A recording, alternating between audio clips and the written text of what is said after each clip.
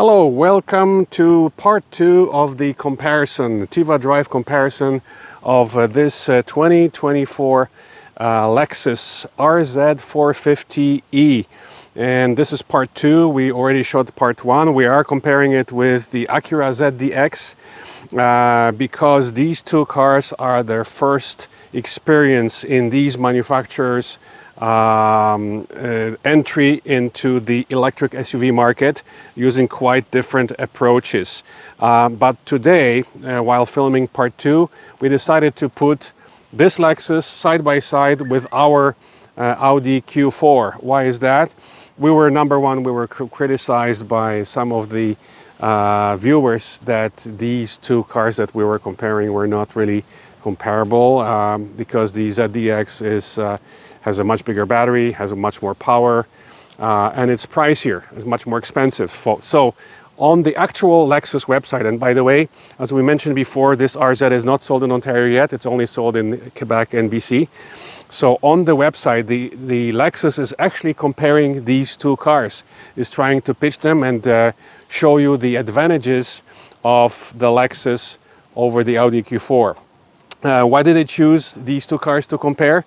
Number one, because price is very similar. So both of these cars are priced between 65 and 85,000 Canadian.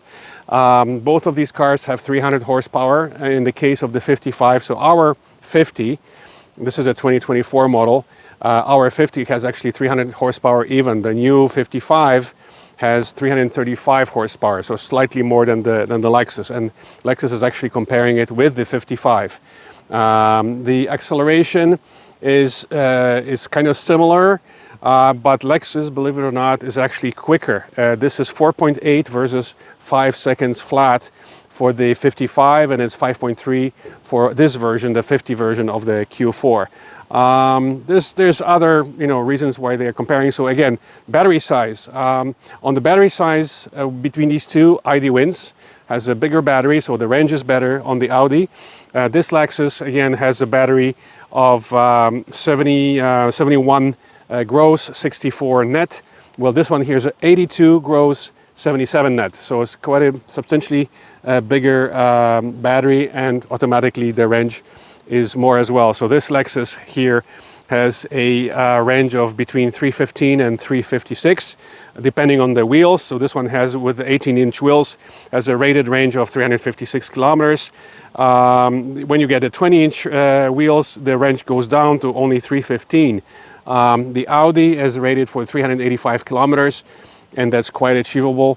We'll tell you in a moment whether we were able to achieve the rated range in the Lexus when we take you for a spin. So that's about it. We wanted to show you these two vehicles because of the criticism we received from the viewers, but also because Lexus compares these two cars. And now we'll get back to our comparison video, and we'll take you for a drive, give you our impressions, and we'll keep comparing it with the Acura ZDX. Okay, so here we are inside a 2024 Lexus RZ450e. We're gonna go very briefly over the features, the functions, and then we'll take you for a drive and talk about the results of our hypermile exercise and the consumption we got and the highway test as well. So we mentioned before that this Lexus has two kind of versions of the cockpit. This is the base version where you have the round steering wheel with a regular dashboard that you look through the steering wheel. The center screen here has the same kind of size in both versions. You can also get the yoke, which is kind of a square wheel. And then the dashboard is different. The dashboard actually is raised up here, much higher, and you look at the dashboard above that square steering wheel. And that's actually, believe it or not, that's an optional upgrade. You have to pay extra for that. But to be honest, after experiencing it in the Toyota BZ4X and more recently the Prius, we prefer just the standard. But that's just us. If you like the yoke, and by the way, the yoke comes with a continuously variable steering, meaning that the steering ratio is continuously adjusted according to your speed. So at lower speeds, you have to turn the wheel more in terms of lock to lock, and in terms of the higher speeds, you just make very minimal movements to turn the car. So Cybertruck, the Tesla Cybertruck has that technology, so steer by wire.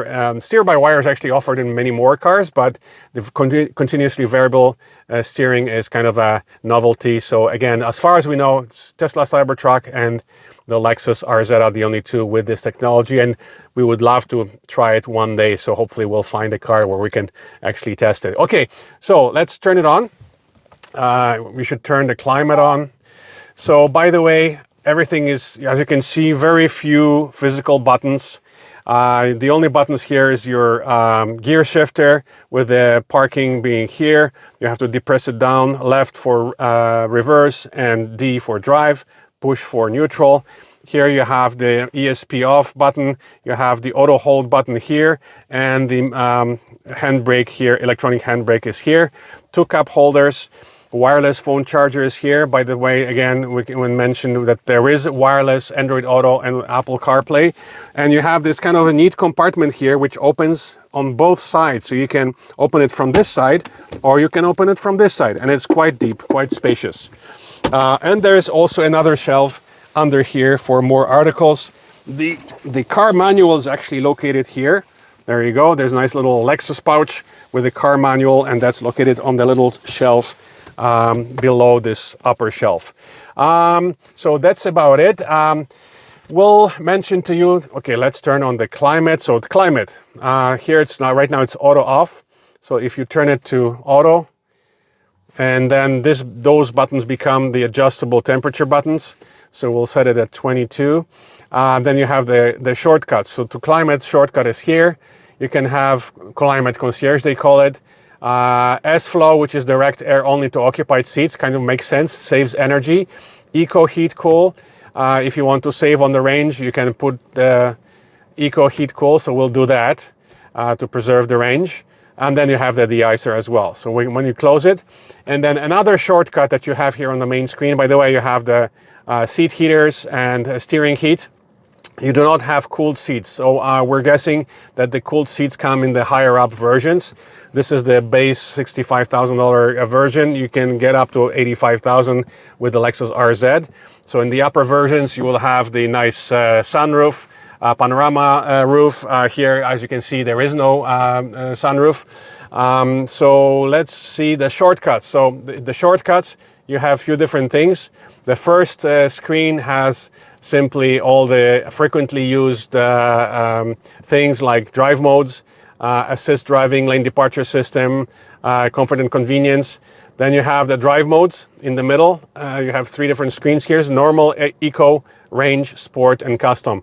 So with the different modes, in the normal mode, you can see the dashboard is just black and white. When we, whoops, let's go back, it timed out. When we change it to eco, you cannot see it right now during the day, but at night you can see it, it turns blue.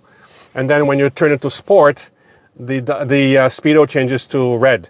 So it kind of indicates how you can change this. By the way, you can also change the outlook. So if you go to settings, personal info, display, screen, display, there is a way, but I don't remember how I went there, but you can actually, there's three different modes of display. So this is the most classical one with the speedo, with the numbers, and then you have the other display, which is more minimalistic, where you see just the power band on the left, the battery on the right, and the speed is only expressed through the large numbers in the middle.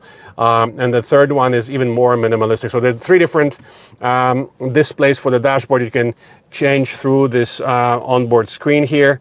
We'll go back to the car. This is the consumption screen that shows you the average consumption, the graph, and you also have the consumption right here with your trip average.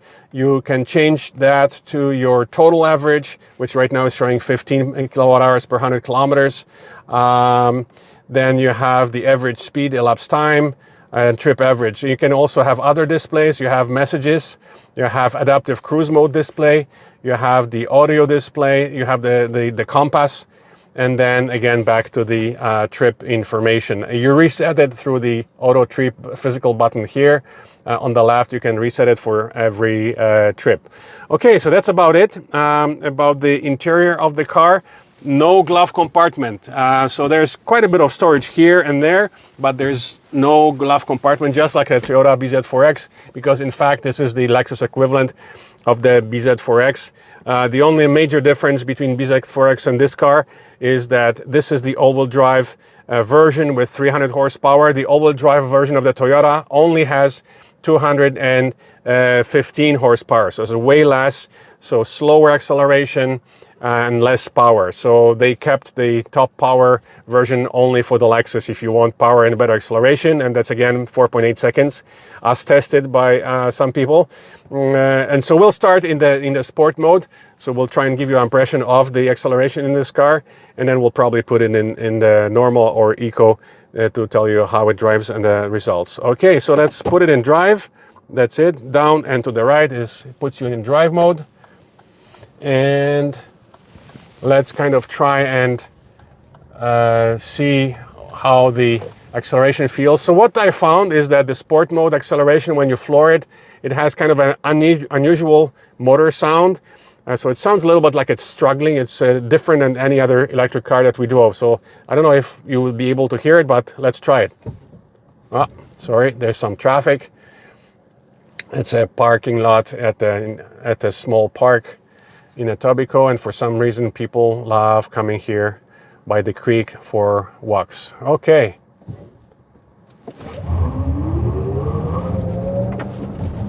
So it had kind of an unusual, of course there's a bit of a wheel spin because it's the pavement is a little bit wet. There was some rain overnight, so there was a bit of a wheel spin, but I don't know if you heard that sound. It's kind of a very cosmic electric motor sound, different than any of the other electric cars that we tested before. So it's kind of nice. It depends on your opinion. I know it's very subjective. So acceleration is definitely way stronger than a BZ4X. You can feel that the car has more power. So most likely what it is basically that the electric motors have been tuned down in the Toyota in order not to steal the sales away from the Lexus brand. Both of these brands are at the top of the reliability charts. They have been there for many, many years.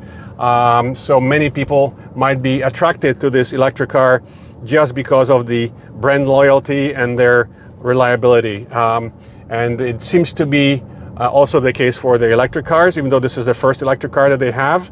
Of course, if you go on the forums, on Facebook or other social media, you will have some people complaining of cars being bricked, etc. But that happens on all the forums of all the electric cars. People only post complaints about their cars. They don't post about positive experiences. So that's kind of typical. So don't formulate your opinion based on the different groups, social media groups, etc. Because that's kind of the main purpose of those, is to complain and resolve issues. Okay, so there we go. So you definitely hear that sound when accelerating hard in this Lexus RZ450e. Now, we will note that in the United States, you can also get the 300e version, which is a 200 horsepower front-wheel drive version, so a single motor version, and that one would have much longer range, obviously because of less power, but it also has a bigger battery. Same case as in the Toyota BZ4X. The single motor drive version has slightly bigger battery, not by much, it's only 1 or 2 kilowatt hours more, but it helps give you more range than the all-wheel drive version as well. So right now in Canada, only the 450e all-wheel drive is being sold, and again, for now it's only Quebec and BC. But soon you can actually register interest for this car on the Lexus website, and when the sales will be expanded to other provinces, you will be automatically notified. So you will be able to eventually buy this Lexus RZ450e in Canada. Not sure about the 300e, but logically I think that probably it may be sold here as well, since it's already being sold in the United States. So why not sell it here? So right now we're still in the sport mode. As we get on the highway, we'll probably try and use to see how well it'll accelerate on the ramp. We'll let all the traffic go and see how it takes off on the ramp when you do need that acceleration on highway ramps. So we'll try and just follow traffic there. Very strong acceleration. It's actually impressive, and as we mentioned, it's actually quicker than the Audi Q4, even in its most current form of the model that's called 55 with its 335 horsepower, so more horsepower than this car. This Lexus is actually quicker with its 4.8 seconds. So the acceleration is really quite excellent. It's actually quicker than Tesla Model Y all-wheel drive. So it's kind of, yeah, it's impressive. It's definitely an electric car to be considered. And the other thing, so we have to get back to the comparison with the Acura ZDX, because that's the main point of this comparison. Yes, Acura ZDX has a much bigger battery, has much more power. So again, 500 horsepower, and it has 102 kilowatt hours usable, so 50% bigger than this Lexus RZ450e. But does it translate to it being much quicker and having much longer range? Yes, slightly quicker and slightly more range, but not proportionate to the difference in size of the battery and horsepower and the cost. So again, Lexus price 65 to 85. By the way, since we're on the highway, we're gonna put it in the cruise mode, adaptive cruise with auto steer, and we are on. So right now, let's set it at speed limit. There you go. So it's not a hands-free system, it's a steer assist. So if you don't hold the wheel, in a few seconds it's gonna show a message. There you go, lane tracing assist unavailable soon, take control. So you have to hold on to the wheel. It's not a hands-free system, but it is very decent auto steer system, and it does well both on the highway and on the side roads. So again, to get back to the comparison with the Acura has 500 horsepower, 100 horsepower. The rated acceleration though, in the Acura it's 4.5, this car is 4.8. So only 0.3 seconds difference between these two cars, even though there's 200 horsepower difference between these two cars. Range-wise, yes, the Acura and its cousins, Blazer EV SS version, also Cadillac Lyriq 600 E4, they have a very optimistic range that they post. The rated range, they show up to 500 kilometers. However, I think, as we mentioned in the part 1 of the video, our actual results were that we managed to drive on the highway, that the range would be maximum 400 kilometers based on the consumption. So the consumption on the highway with the Acura ZDX was 25 kilowatt hours per 100 kilometers. So very energy hungry car. And even in the hypermile, we only got down to about 22 kilowatt hours per 100 kilometers. So even with a hypermile, you won't be able to achieve that 500 kilometer range. The only way to achieve the rated range in this Acura ZDX that we tested was driving around the city at city speed. So that's kind of a not a fair, in my opinion, rating for an electric range in any electric car. It's definitely overly optimistic, at least according to our test results. Lexus, on the other hand, being 30 grand cheaper than the version that we drove. So between the bottom line version 64,000 and the top of the line version of the Acura ZDX S-Type, which we drove, is $30,000. That's basically almost the price of a Fiat 500e with a government rebate. By the way, Lexus does not qualify for the rebate. We thought that maybe the reason why they gave us a base car versus usually we get the upper versions, the top of the line versions. Here we got a base version. We thought that maybe because this is the only version that qualifies for both federal and Quebec incentives, but no, it does not qualify for neither. So you don't get any incentives on this car, whether federal or provincial. I'm not sure about BC, but it doesn't qualify. So it's interesting and nice for a change to have a base version of any car. So back to the consumption and comparison with the Acura ZDX. So as we mentioned, our test results on the maximum highway range on the Acura was, in spite of its huge 102 kilowatt hour battery, it's a 400 kilometers highway range. On the Lexus, on the other hand, basically the consumption on the highway we got was just over 18 kilowatt hours per 100 kilometers, so much more efficient, obviously.